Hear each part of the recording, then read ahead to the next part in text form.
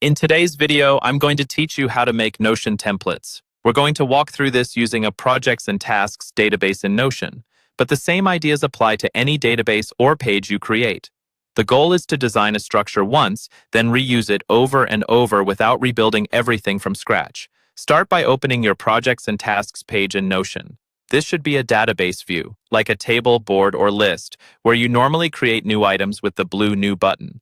Next to that New button, look for a small arrow. Go ahead and click that. This opens up the template menu for this database. In that drop-down, choose the option that says New Template. This creates a special kind of page that will act as a blueprint every time you add a new project. You should now be inside the template editor. At the top, give your template a clear name so you can recognize it later. For example, you might name it something like Standard Project or Client Project Layout. Naming it well will make it easier to select the right template when you're in a hurry. Inside the body of the page, press Enter to start with an empty space and begin designing what you want every new project to include. You can type headings for sections like Goals, Tasks, Notes, or Timeline.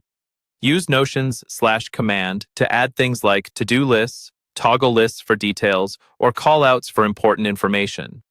The idea here is to think about what you repeat for every project and build that structure into this template once.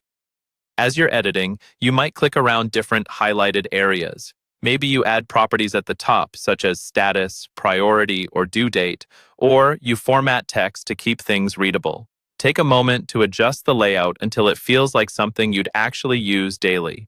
When you're happy with the structure, close the template editor.